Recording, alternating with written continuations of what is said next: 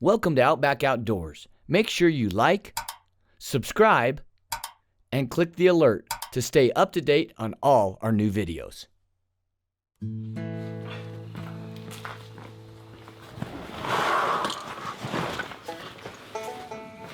For us, there's always been a connection to the land that we are so privileged to hunt on, specifically whitetail country.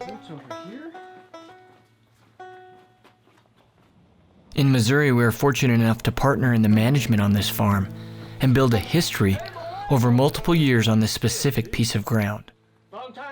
We're blessed to have this opportunity alongside our good friends Aaron Ray and Travis Lane.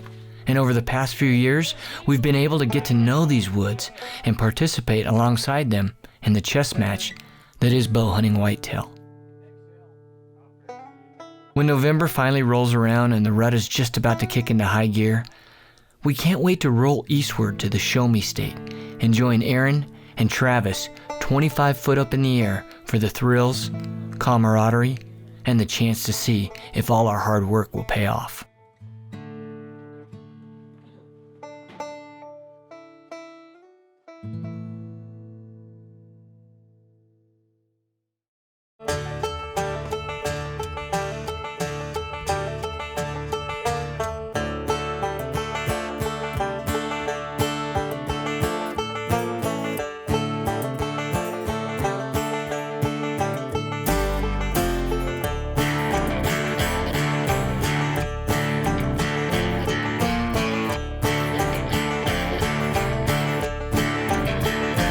Listen up, I've rode this mountain 70 years I've been alive.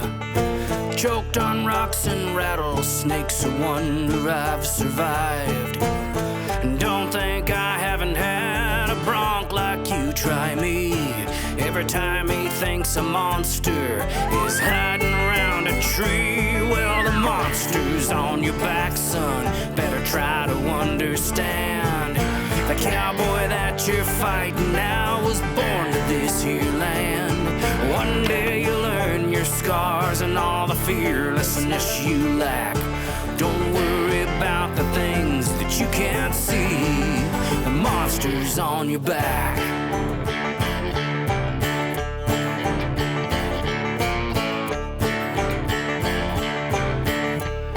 And there's a monster on your back.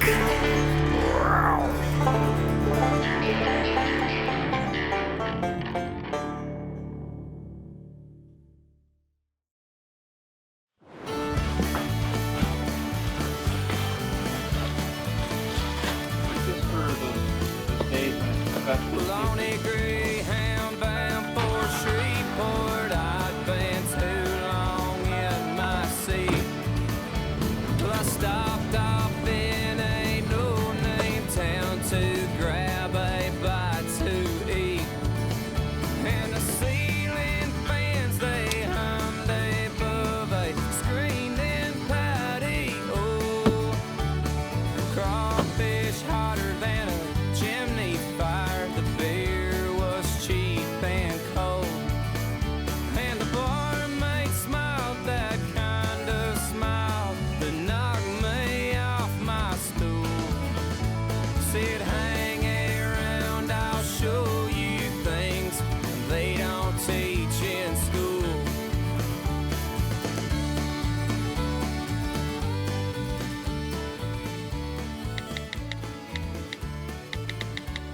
Across the way, an old blues man was playing on the street. He moaned just like a black antenna. I found myself a seat. He sang, Lord, he lives above us, and the devil sleeps beneath. Well, he growled it mean and low between his 3 or 4 gold teeth. And I wished I was in Shreveport, just a gambling. It's the first morning here in Missouri, and I am starting my trip where I ended it last year. And we were just across the way there. I think this year's gonna be a whole lot different. We're already cooler than we were any day last year. Me and Garrett are sitting here on this killer food plot. Trevon is down on the edge of a big bean field. And then Travis and AR this morning are back behind Travis's house. So we got 3 groups out. Hopefully someone gets into something. Like I said, it's supposed to be cooler this trip. So cross our fingers, we get a lot more movement than we saw last year.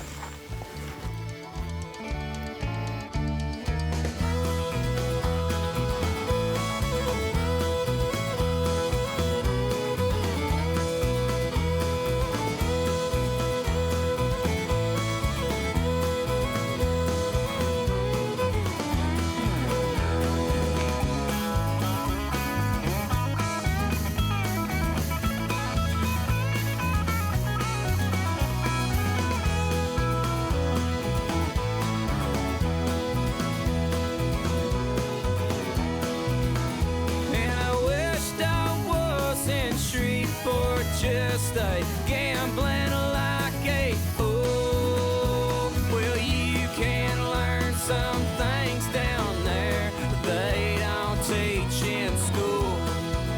Well, I said you can learn some things down there they don't teach in school.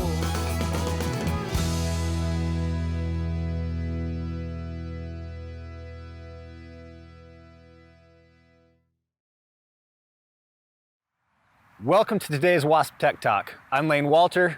This is Trevon with Outback Outdoors. And today we're gonna go over the final step in broadhead tuning, which is bringing your field tip group and your broadhead group together. So Trev, what's the first thing you do when your field tips and your broadheads aren't hitting in the same place?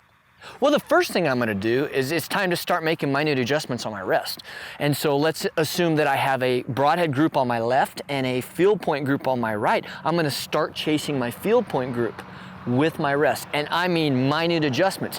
I'm gonna start just inching that rest over, I mean 1/16 of an inch at a time, and see what that does for my group until that brings it together.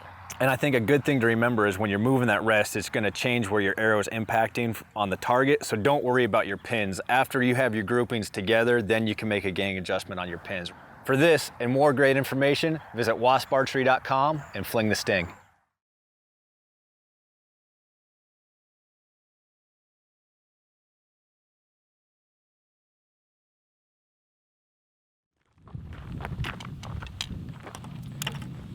This might not be a good idea, but I'm gonna.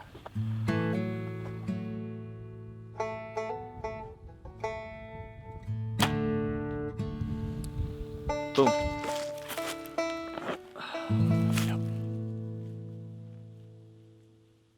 And he's like, yeah, so they're telling Nelly stories, and they said, yeah, Nelly, one of his sons, they're having their first kid, his oldest son, B, they had a diaper party here at the pool. And You know, so, kind of like a... like the guys have, you know, like bring diapers for the kid thing. And so all these people, all friends and family, there's a lot of people, and Nelly comes out of the house wearing only a diaper. He's like, what? I thought this was a diaper party. And then he said his son was pissed off at him. All of his sons. So he wore it for the rest of the day because he's like, I wasn't gonna wear it all day, but since they're pissed at me, I'm just gonna wear it. He wore it all night long. You're gonna You walked up that? Yeah. You got me on the line. There's nothing I can do. You're baiting up the switch, and I'm falling for that too. You got me playing your game. I'm breaking my own rules. You got me on the line. There's nothing I can do. So you can break my heart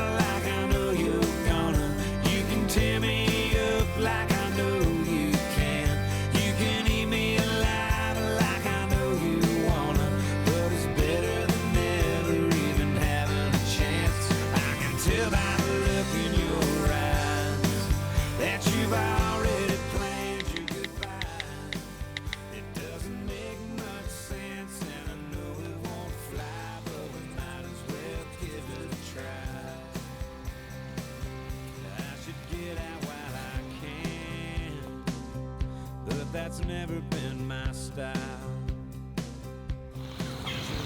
Right here to the left. Oh, it's 2 little bugs. That's funny. That tree's right back.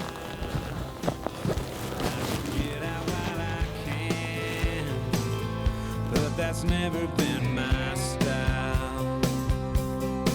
See, you can break my heart like I know you're gonna. You can tear me up like I know you can. You can eat me alive like I know you wanna. But it's better than never even having a chance.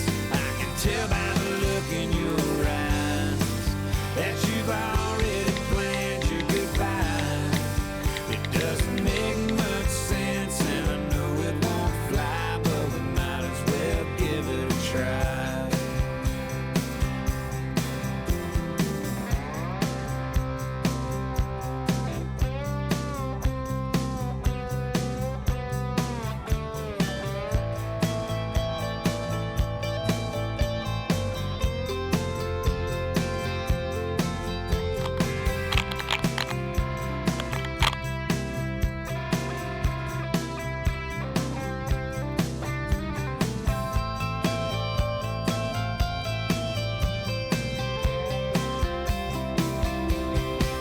See, you can break my heart like I know you wanna. You can tear me up like I know you can. You can eat me alive like I know you're gonna. But it's better than never even having a chance. And I can tell by the look in your eyes that you've already planned your goodbye. It doesn't make much sense, and I know it won't fly, but we might as well give it a try. It doesn't make much sense, and I know it won't fly, but we might as well give it a try.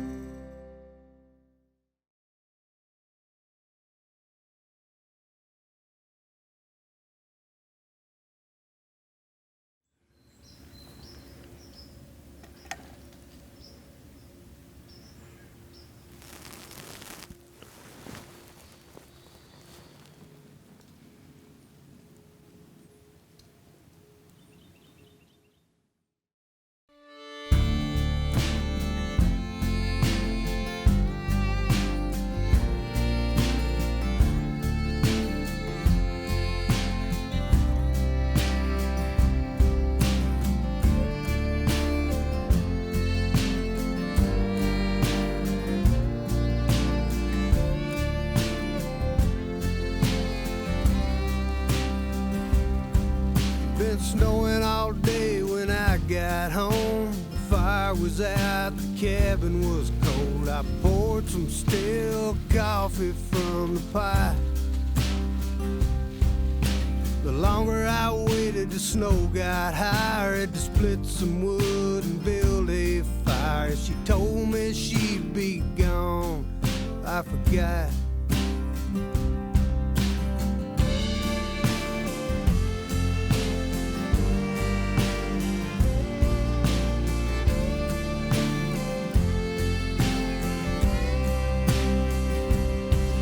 I'd seen it snow that hard before.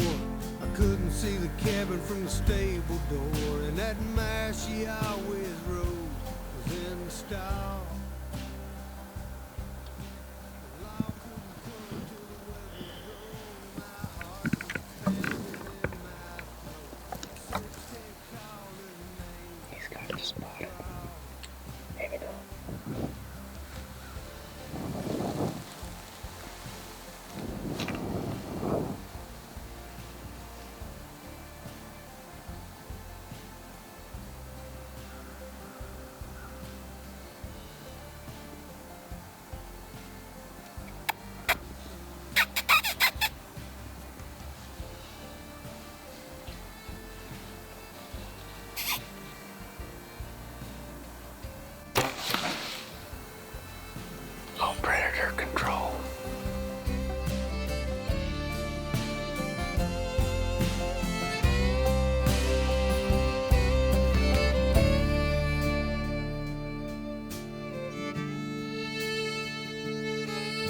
I found her on the first warm day.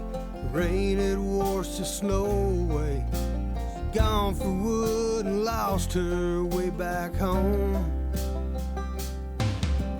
And I ain't the kind believes in ghosts, but some nights I get pretty close. When the North Dakota winter moans. When the North Dakota winter moans.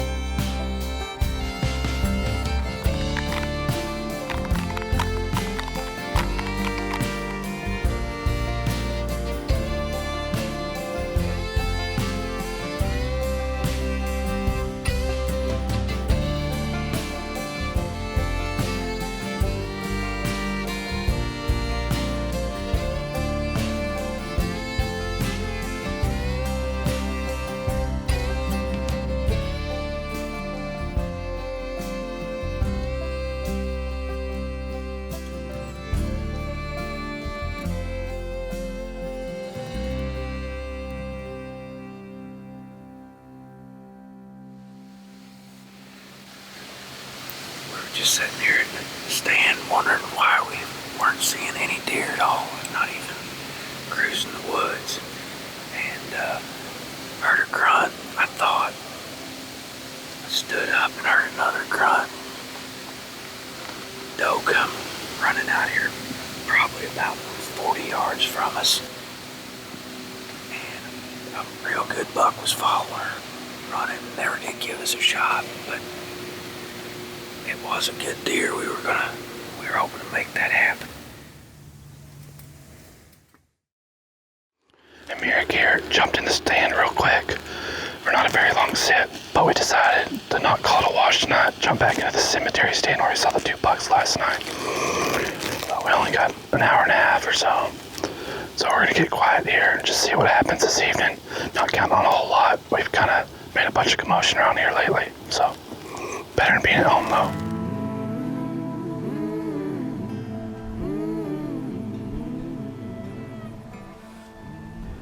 There's 2 does and a buck. He's in the trees.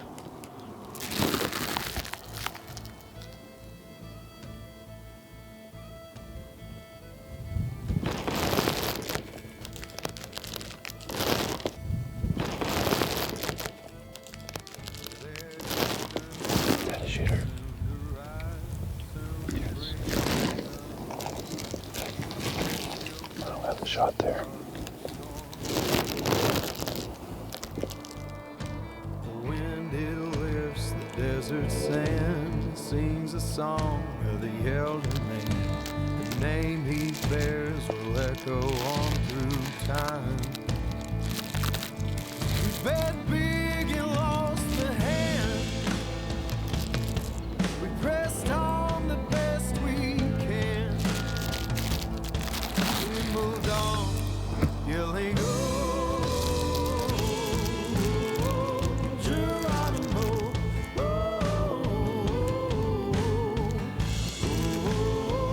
Geronimo, we've been running way too long on dying dreams and Delta songs. We broke down south and the kind of hope we had.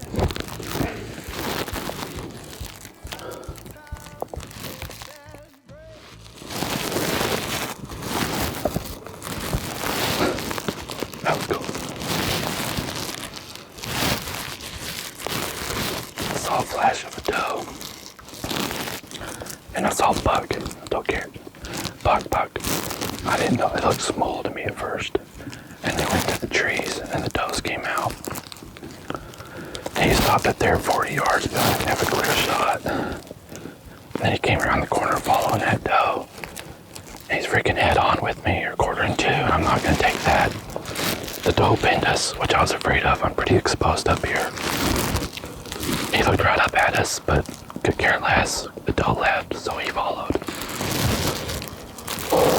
Freaking. I'd ask Garrett, is that a shooter? He said yes. As soon as you said yes, he started shaking like crazy. That's cool. That happened freaking fast. That happened real fast. maybe you'll push him around.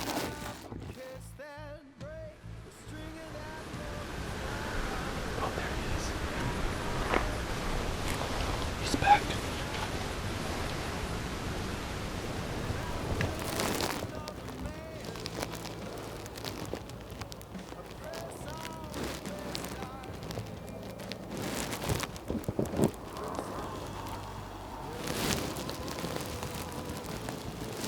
Is he behind? Is he closer to that close dog?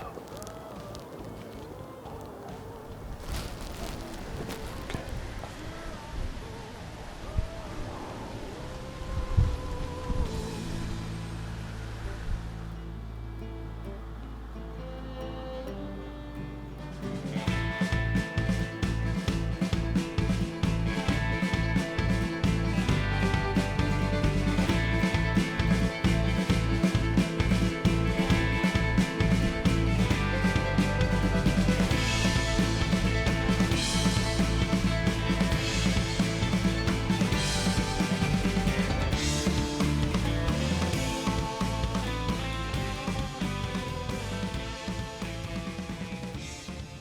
There's that moment in every hunt when we just know we're on the cusp of something big. The encounters have been building up. We feel in tune with what is going on around us. Things are starting to click, and soon there will be that moment when everything goes according to plan. And that moment is... Thanks for watching Outback Outdoors. We encourage you to comment below, and as always, like, subscribe, and click the alert to stay up to date on all our new videos.